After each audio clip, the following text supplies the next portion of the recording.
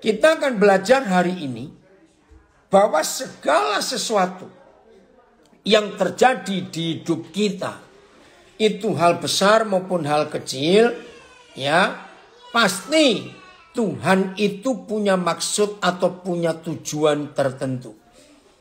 Kalau saya pakai istilah bahasa Inggris, ini yang seringkali orang-orang berbahasa Inggris itu katakan, everything happen in our lives, God the Father has a reason.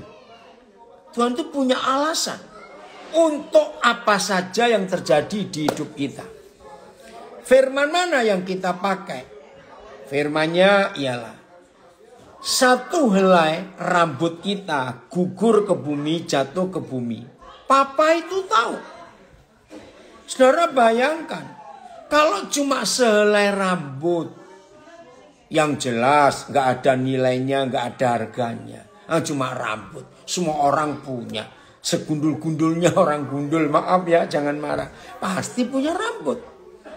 Nah, satu saja jatuh ke bumi, Papa itu tahu. Ayat lain Papa berkata, jumlah rambut di kepalamu itu terhitung bagiku. Saudara maaf ya saya kalau pakai kalimat ini. Jangan berkata tentang ayat itu, kok sempat-sempatnya Tuhan ngitung rambut di kepalaku?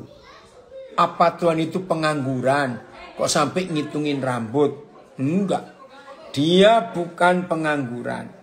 Itu menunjukkan bahwa Papa di surga begitu teliti dan punya perhatian untuk hidup kita. Anak-anakku yang warga binaan dimanapun kalian berada, entah karena salah kita atau salah orang lain, sehingga kalian ada di tempat yang gak disukai orang ini, yaitu warga binaan. Percayalah, Bapa di surga punya maksud, punya alasan, mengizinkan kalian ada di tempat yang gak disukai orang itu. Percayalah itu. Begitu pula semua kita, entah sebagai karyawan, pengusaha, ya, sebagai kaum profesional, bahkan pensiunan, pengangguran sekalipun. Kalau terjadi apa-apa di hidup kita, Papa tetap punya maksud, punya tujuan dalam hidup ini. Maka itu ayo, hari ini kurang berapa hari lagi kita meninggalkan tahun ini. Mungkin ada di antara kita yang sekarang ikut belajar ini. Saya ulangi, mungkin ada di antara kita yang sedang ikut belajar firman saat ini. Dari Januari, Februari, Maret, April, Mei, Juni, Juli, Agustus, September, Oktober, November, sampai Desember. Sudah tanggal 28 ini. Mungkin ada yang banyak mengalami hal-hal yang tidak enak selama 12 bulan ini. Percayalah saudara, saya ulangi, percayalah, Papa punya maksud. Kalau sekarang saudara belum tahu, tidak apa-apa. Tunggu saja, cepat atau lambat, Papa pasti nunjukkan. Ya, Pak Andreas, enggak usah tanya yang di Semarang, biarin. Pokoknya kita belajar firman yang ada saja. Kita belajar ini. Nah, untuk itu saudara, ayo Tuhan kita libatkan. Dengar.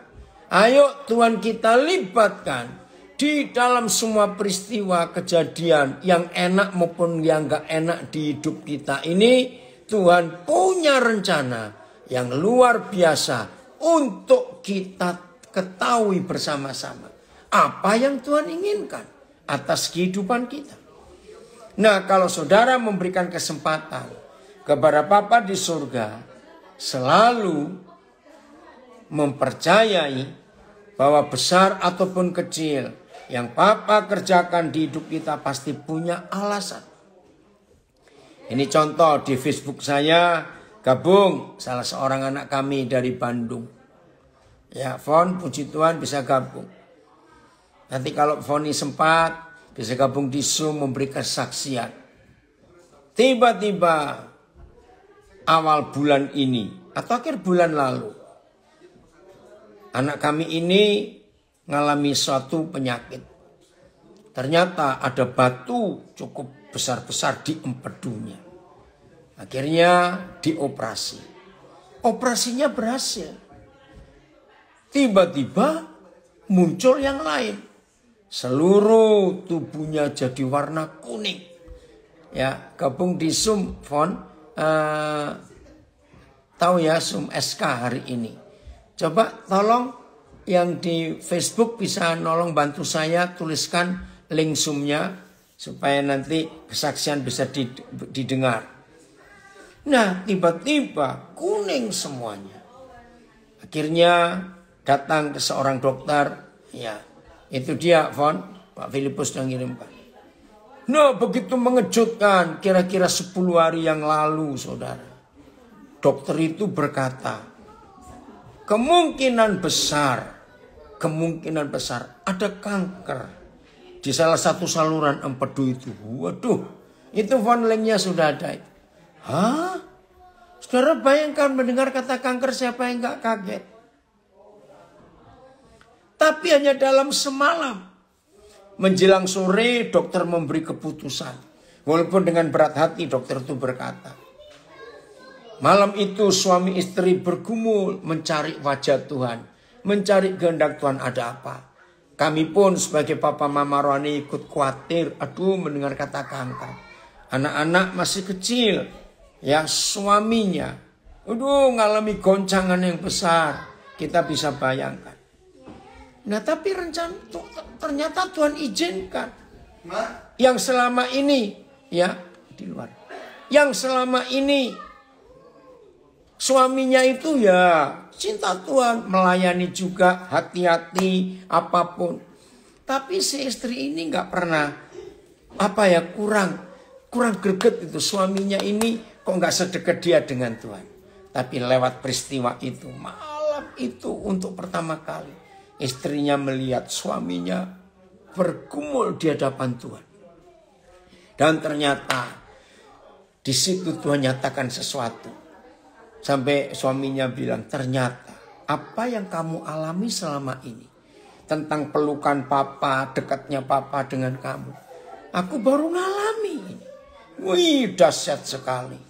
Saudara, menjelang siang besoknya. Dokter masuk lagi ke kamar mereka.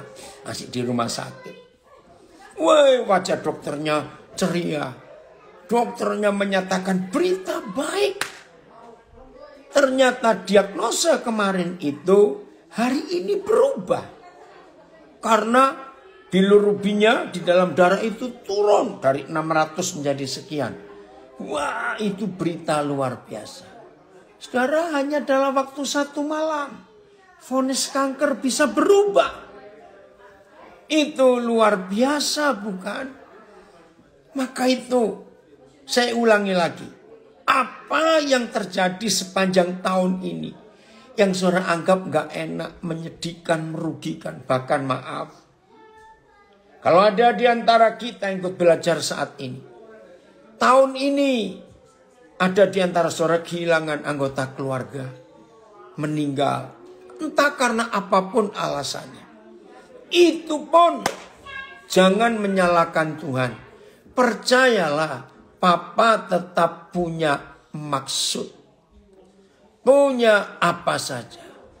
Ganti nama akun apa ini? Yang ini ya sekarang. Ya. Oke ya. Jadi Papa itu punya maksud. Maka itu berikan kesempatan untuk Papa berbicara sesuatu. Ketika hal-hal yang baik maupun gak baik itu terjadi di hidup kita. Berikan Papa kesempatan untuk bicara sesuatu di hidup kita ini. Pasti ada apa-apa. Oi, puji Tuhan, Mel, senang sekali Papa gabung. Nah ini yang saya sebut nama tadi ini. Ada goncangan dalam hidupnya 2 hari yang lalu. Wow. Tapi tadi pagi anak saya itu dapat jawaban yang luar biasa. Ya Filipus tadi Papa lihat. Nah itulah Tuhan. Maka itu dalam hidup ini saudara jangan pernah takut menghadapi hal apapun. Yang enak maupun yang gak enak jangan takut. Sebab apa pasti punya alasan tertentu. Betul, ada yang komen belajar setia dan sabar menunggu waktu Tuhan menyatakan rencananya. Betul sekali, sabar. Saudara, saya punya pengalaman. Kalau saudara masih ingat betapa Tuhan itu luar biasa pernah membawa saya ke Tiongkok tahun 82. Dari Februari, Maret masih ingat itu ya. Itu luar biasa. Pengalaman saya nggak pernah mimpi, nggak pernah terpikir. Bahkan saya itu ketakutan waktu itu kalau saya harus ke Tiongkok. Karena nggak ada hubungan diplomatik Indonesia dengan Tiongkok. Richard, Oras, sama sekali anak saya dari Sulawesi Tengah ikut gabung. Nah ceritanya begini. Tanggal 4 Januari 82. Saya dapat undangan ke Semarang. Ya siapa yang ngundang? Yang ngundang, iya Fon, Papi sudah lihat kamu sudah masuk. Tadi Pak Filipus bilang juga. Seorang hamba Tuhan, senior saya, Dr. Adi Sutanto, pendiri dan ketua sinode gereja JKI, ya Jemaat Kristen Indonesia. Kalau saudara pernah dengar gereja GPCC, pernah dengar gereja Petrus Agung Almarhum, nah itu ini ketua sinodenya. Nah 4 Januari 82, dua adiknya laki-laki menikah bersama di Semarang. Adiknya yang satu tinggal di London, yang satu tinggal di Jerman. Di kota kecil namanya Neumünster, Jerman Utara. Nah karena saya dekat dengan keluarga Pak Adi ini, maka saya berangkat dari Surabaya ke Semarang. 82 ya, waktu itu belum murah naik pesawat belum. Jadi saya pun nggak bayangkan naik pesawat mahal. Saya naik bis malam. Dan tahun 82 bis malam itu nggak ada AC-nya, belum ada AC. Tapi pakai kipas angin. Ya kalau saudara ingat tahun 80-an itu bis malam pakai kipas angin yang dipasang kecil-kecil di tengah-tengah plafon bis itu, atap bis itu ya. Nah, karena dari tanggal 25 Desember 81 sampai 2 Januari 82. Wih, pelayanan saya padat sekali saudara. Sibuk luar biasa. Natal, tahun baru. Waduh, akhirnya tanggal 3 itu saya capek betul. Nah, tanggal 3 malam. Saya harus berangkat naik bis malam. Karena acaranya 4 sore di Semarang. Waktu itu gedungnya masih ada di Wisma Pandan Aran namanya. Itu tempat orang-orang buat pesta, buat acara. Bahkan beberapa kali anak-anak Tuhan Semarang buat KKR. Ya, di Wisma Pandan Aran. Sekarang sudah nggak ada gedung itu. Saya kecapean. Saya masih ingat saya naik bis Kembang tahun itu. Ya, betul. Dari Timor Leste. Semua yang Tuhan izinkan. Pasti ada maksud. Makasih Pak Nelson dari Timor Leste. Semua yang Tuhan izinkan pasti ada maksud dan tujuannya.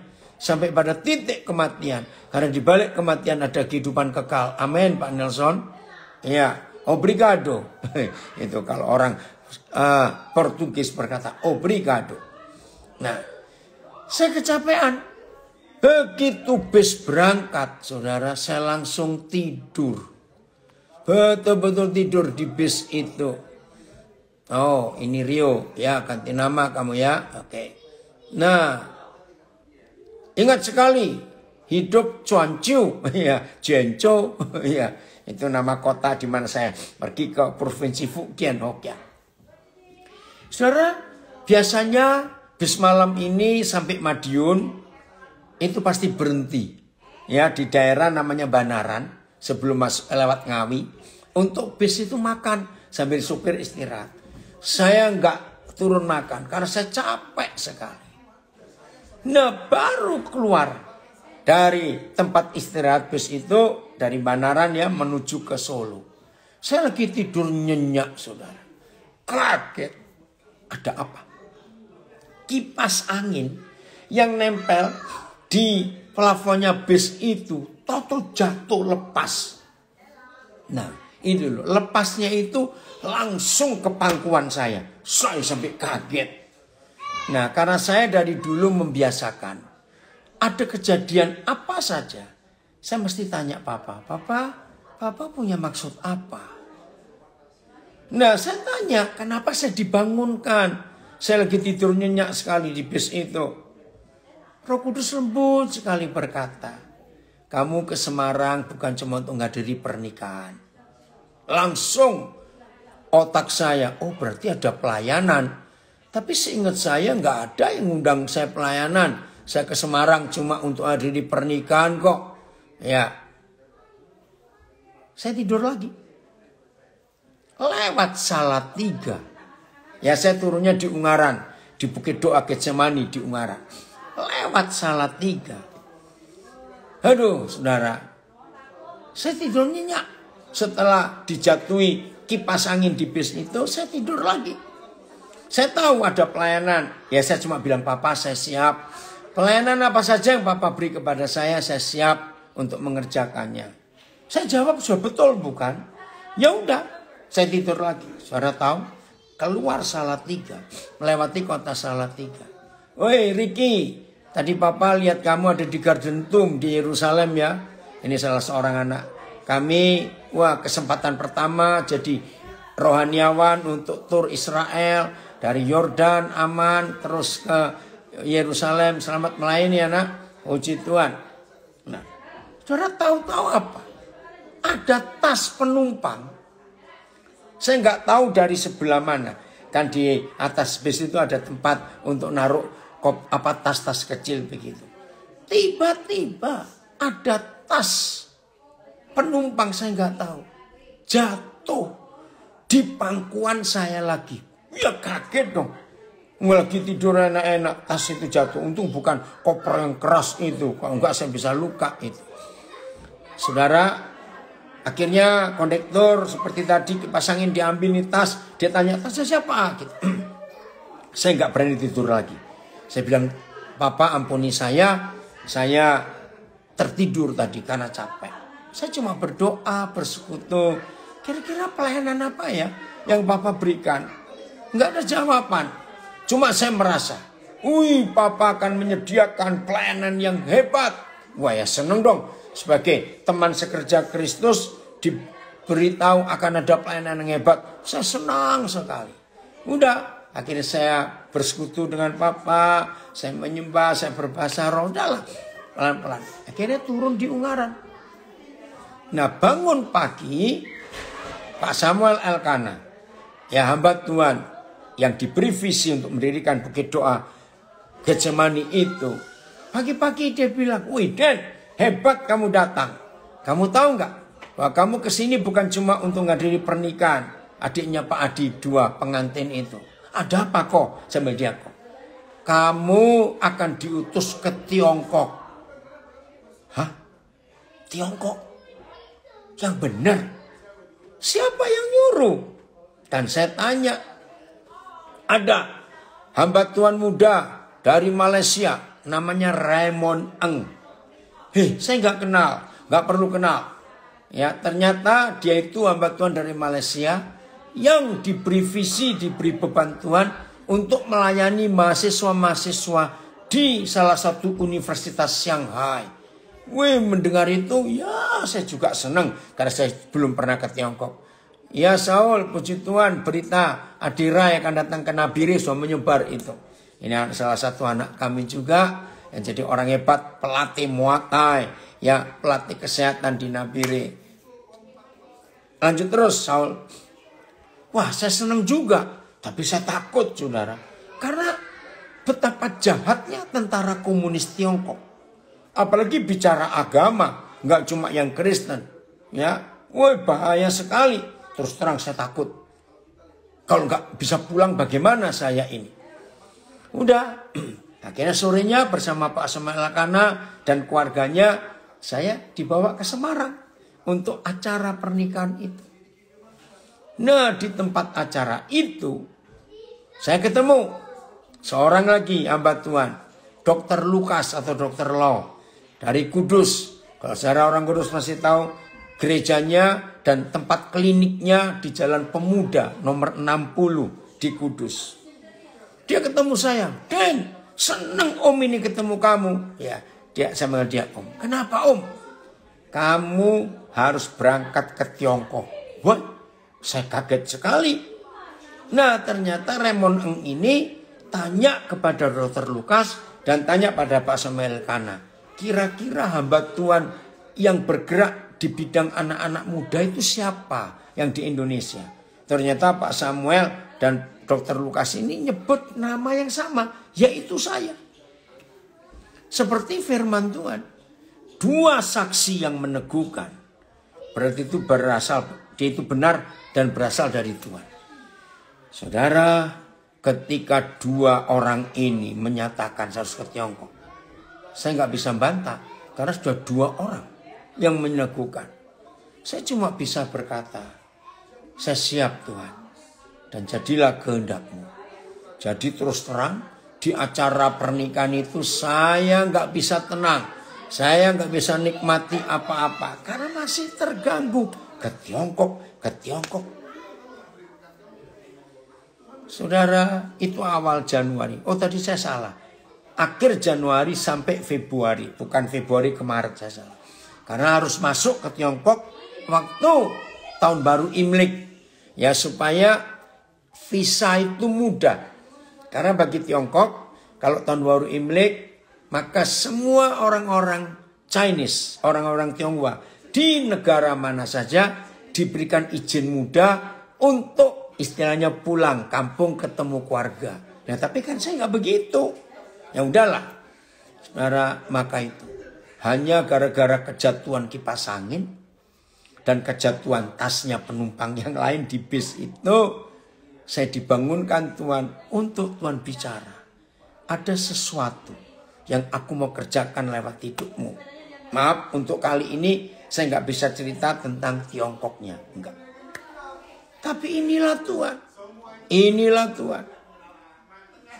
Nah, Pak Andreas, dan kalau ada anak saya Jutirta, ya, kemarin sore waktu Surabaya, saya memberangkatkan seorang, saya nggak kenal dia.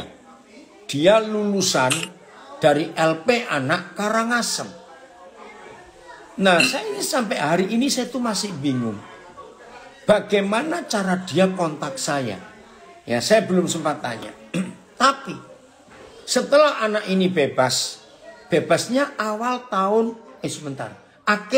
awal tahun 2021 dia itu bebas. Ya, dia kontak saya. Akhirnya dia manggil saya papa. Ya udah. Nah, padahal saya belum pernah ketemu. Nah, saudara, dia cerita, "Pak, saya lagi dikerja di Bontang." "Oh, bagus. Pak, sekarang saya pindah ke Samarinda. Pak, saya pindah ke sini." Pokoknya rajin dia kontak saya. Nah, kira-kira pertengahan bulan ini, Desember ini, dia kontak saya. "Pak, selamatkan saya, Pak. Saya nggak mau masuk penjara lagi." "Hei, ada apa kamu?" Nah, ternyata dia itu lagi difitnah temannya. "Pak, sebentar Pak, saya nggak bisa menghubungi Papa karena HP saya itu lagi dilacak. Saya itu dapat fitnah. Saya pencuri motor segala macam. Apa yang saya bisa bantu?" "Nggak bisa Pak. Saya nggak ingin Papa terlibat. Kalau Papa kontak saya pakai nomor itu, Papa pun bisa ikut terciduk." Ada apa ini? Ya udah. Akhirnya dia nggak mau kontak saya lagi. Saudara, 2 minggu lalu dia kontak saya. Dia sudah balik ke Denpasar. "Loh, bagaimana kamu dari Kalimantan Timur?" "Aduh Pak, ceritanya pokoknya ngeri, saya dikejar-kejar. Tapi bersyukur, saya punya bukti bahwa tuduhan saya di satu kota, di satu provinsi, itu terbantahkan dengan bukti saya nggak pernah ada di situ." Ya puji Tuhan kalau begitu. Tapi Pak, Papa harus keluarkan saya dengan cepat dari Bali ini. "Ya terus kamu mau kemana?" "Wim, makasih Wim, selamat Natal, menjelang Natal ya. Ini anak saya gembala di Denpasar." "Terus gimana? Dulu kan Papa pernah ajak saya ke Nabire, tapi saya menolak. Sekarang saya pasar apa? Pokoknya saya harus ke Nabire. Bagaimana caranya?" "Baik, begitu Papa harus ngurus dulu." Jadi dalam 2 hari urusan itu, saudara, dibantu finish. Nah kalau ada yang korak ikut finish, tanya dia. Jadi kami 3 orang komunikasi bareng, saya, finish, dan anak ini. Puji Tuhan. Kemarin sore dia berangkat dengan mendadak, saudara. Nah saya sempat khawatir kemarin itu. Sebab pesawat yang harus berangkat Denpasar Surabaya itu jam 11.45. Dengar, jam 10:20 dia itu masih kena macet. Memang hari-hari terakhir ini Pulau Bali sedang ada angin badai. Lah dia itu telepon saya ada di Gojek naik motor. Lah kok kamu naik motor ke bandara? Iya Pak, saya mau hemat. Tapi gimana Pak, hujan teras. Saya bilang sudah kamu turun bayar. Kamu cepat cari taksi untuk naik. Puji Tuhan dia dapat taksi. Dia telepon lagi. Pak, ternyata salah naik taksi. Kenapa? Makin macet gak bisa jalan. Waduh, ini sudah jam berapa? Hebatnya Tuhan. Saya punya anak yang kerja di Garuda di Bandara Ngurah Rai. Saya telepon dia. Saya kirimkan tiketnya anak ini. Saya kirimkan fotokopi KTP. Cepat kamu cekikan dulu. Ini saudara, ini anak papa mau ke Surabaya. Karena sore jam 4 kapal itu berangkat. Saudara bisa bayangkan. Ajaib Tuhan. Sudah jam 11 saudara. Dia belum nyampe bandara. Ayo ini 11.45. Akhirnya saya bilang kepada Venice. Jangan belikan tiket dulu. Karena anak ini gak tahu bisa sempat berangkat atau tidak. Hanya mau menyelamatkan 1 orang ini saudara. Luar biasa Tuhan. Puji Tuhan. Karena sudah ada yang nolong check-in dulu. Dan dapat boarding pass. Dan dia nggak bawa bagasi. Saya bilang cepat kamu lari. Ayo jangan sampai ketinggalan pesawat. Puji Tuhan kemarin sore. Venus beritahu. Ya. Siapa ini? Bikin sendiri aja. Tolong matikan. Saya kira mau tanya. Nah inilah contohnya. Dan puji Tuhan. Ternyata di kapal Labobar kemarin yang bagian dari Surabaya ada beberapa keluarga guru-guru kami yang pulang berlibur ke Nabire. Jadi kesempatan itu 6 hari 5 malam di atas kapal biar anak ini dilayani oleh tim semua yang dari Nabire itu. Saudara, segala yang Tuhan izinkan terjadi di hidup kita for a reason, ada satu alasan yang kita harus tahu. Untuk apa saja dalam kehidupan ini. Maka itu rugi kalau dalam hidup kita nggak pernah izinkan Papa. Untuk mengerjakan apa saja yang jadi maksudnya di hidup ini. Keren ya Papa kita di surga. Itulah Tuhan. Kita lihat Yohanes 4. Ini contoh hidup Tuhan Yesus. Yohanes 4 ayat 2 dan 3. Barengan kita baca ya. Yohanes 4 ayat 2 dan 3. Bapak terima kasih. Bapak sungguh ya. Bentar. Filipus biar. Ini Lukas 12 ayat 7. Tadi Bapak nggak lihat. Nah, ini ada ayat ini. Lukas 12 ayat 7. Bahkan rambut kepalamu pun terhitung semuanya. Ya keren ini. Jangan anggap Papa nganggur. Kok ngitungi rambut di kepala ngapain? Bukan Papa nganggur. Punya maksud. Ya. Martapura keluar juga ya. Karena itu jangan takut. Karena kamu lebih berharga daripada banyak burung pipit. Bahkan jumlah rambut di kepalamu pun terhitung. Jangan takut. Kamu jauh lebih berharga daripada banyak burung pipit. BIS. Rambut di kepalamu pun sudah dihitung semuanya. Sebab itu janganlah takut, kalian jauh lebih berharga daripada burung-burung pipit. TSI. Karena itu janganlah takut, kalian jauh lebih berharga daripada banyak burung pipit. Orang Jawa bilang manuk emprit itu ya. Bahkan gangguan wifi sekarang sudah Martapura. Bahkan jumlah helai rambut di kepalamu pun Papa tahu. Terima kasih Bapak, terima kasih. Saya baca dari Amang Sinambela nulis. Lebih banyak kita menolak apa yang Papa izinkan dalam hidup kita. Karena memang semuanya kelihatan menyakitkan dan tidak mengenakkan. Tapi kalau kita izinkan Tuhan, itu terjadi dan kita berusaha tahu kehendak Bapa luar biasa. FYI. Dan ia tahu jumlah rambut di kepala kalian. Jangan takut. Kalian jauh lebih berharga daripada sekawanan burung pipit. Inilah Bapa kita. Mau takut apa? Apapun yang terjadi di hidup kita. Betul? Oke, kita lihat sekarang. Tadi Filipus. Ya.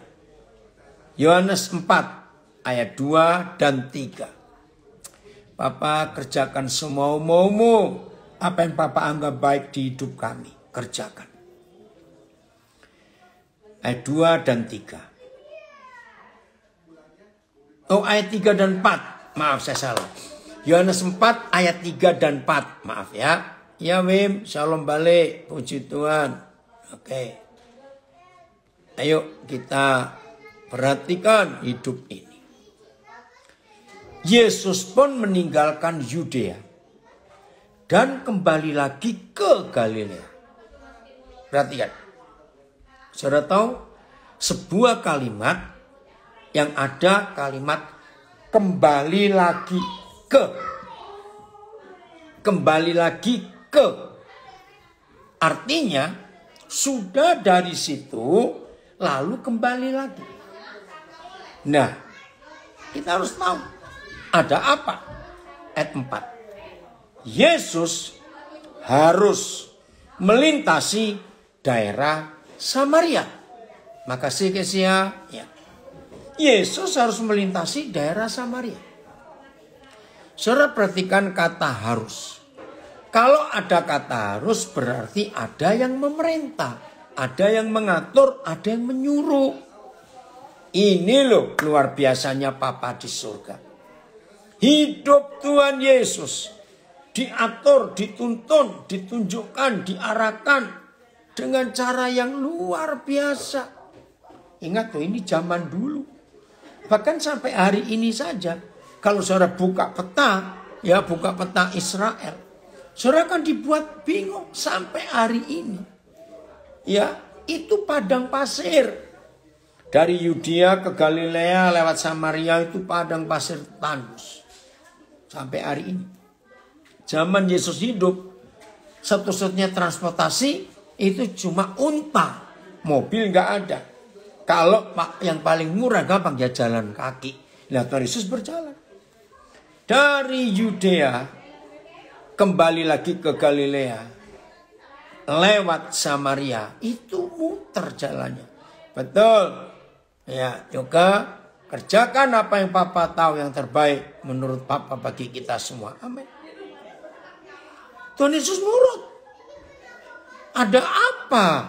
Panas terik. Kok saudara baca ayat yang ke-6 Yohanes 4. Kira-kira jam 12 tengah hari. Ya. Betul. Bentar. Dari ayat 6. Di situ terdapat sumur Yakub. Yesus sangat letih oleh perjalanan. Karena itu ia duduk di pinggir sumur itu. Hari kira-kira pukul 12. Saudara bayangkan pukul 12 siang. Panas. Saya baca dari Martapura.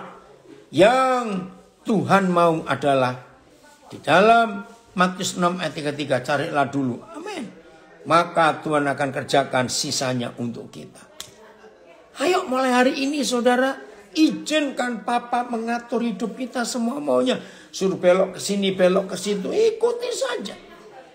Tuhan akan kerjakan itu. Jangan mikir rugi, jangan mikir untung ruginya. Wih bayar tiketnya berapa, enggak usah. Kalau Papa mau, Tuhan mau juga. Oh ya Roger, maaf ya tadi kamu telepon Papa enggak bisa, masih Zoom. Ini yang kedua kali. Saudara tahu akhirnya? Apa yang terjadi ketika Yesus harus balik lagi ke Galilea dan melewati daerah Samaria? Dahsyat. Penginjil pertama di dunia dilahirkan lewat kejadian. Yesus harus kembali lagi ke Galilea dan lewat Samaria. Harus. Penginjil pertama dilahirkan lewat kejadian itu. Penginjil yang tanpa sekolah teologi, maaf. Penginjil yang tanpa sekolah Alkitab. Penginjilan nggak pernah di-training, dilatih. Di kelompok manapun, komunitas manapun. Hanya berjumpa Tuhan Yesus sejenak. Nggak sampai setengah jam percakapan itu. Tapi itu merubah hidup dia. Ayat 39-nya Filipus. Yohanes 4. Ini hebatnya Tuhan. Maka itu dalam hidup kita percaya bahwa Tuhan akan bekerja dengan caranya. Saya baca Yohanes 4 ayat 39. Dan banyak orang Samaria dari kota itu. Luar biasa. Brian, sudah sembuh kamu? Ini salah satu anak kami juga yang baru operasi batu empedu. Ya, tetap sehat ya Brian. Ya. Saya ulangi. Dan banyak orang Samaria dari kota itu telah menjadi percaya. Telah menjadi percaya. Banyak orang dari kota itu percaya kepada Yesus. Oh, ya 41 ya Filipus 39 dulu. Saya ulangi. Dan banyak orang Samaria dari kota itu telah menjadi percaya kepada Yesus karena perkataan perempuan itu yang bersaksi, bukan yang berkhotbah. Ia mengatakan kepadaku segala sesuatu yang telah aku perbuat. Bersaksi, bukan berkhotbah. Banyak orang yang percaya. Terus ayat 41, setelah orang-orang itu minta Yesus tinggal lebih lama lagi. Ayat 41, dan lebih banyak lagi orang yang menjadi percaya. Sekarang bukan karena perkataan perempuan itu, tapi perkataan Tuhan Yesus. Wow, ini dia. Maka itu ayat 42, diyakinkan. Dan mereka berkata kepada perempuan itu, kami percaya, tetapi bukan lagi karena apa yang kau katakan. Sebab kami sendiri telah mendengar dia dan kami tahu bahwa dialah benar-benar juru selamat dunia. Saudara, ini luar biasa. Ini luar biasa. Itulah kasih Papa yang hebat sekali. Ini dahsyatnya Tuhan untuk hidup kita yang mau mengizinkan Tuhan untuk bekerja dengan caranya dan menurut kehendaknya supaya Papa bebas mengerjakan apa saja yang dia mau. Tanpa kita ajari harus begini atau begitu. Tidak. Gitu ya saudara. Maka itu ayo kita serahkan hidup ini kepada Tuhan. Yang tahu apa saja yang terjadi di hidup kita. Jelas ya apa saja. Nah, Fon siap ya. Sekarang kita akan mendengar sebuah kesaksian yang luar biasa. Tapi inilah contoh bahwa Tuhan selalu turut bekerja. Papa kita selalu turut bekerja dalam hidup kita untuk segala perkara.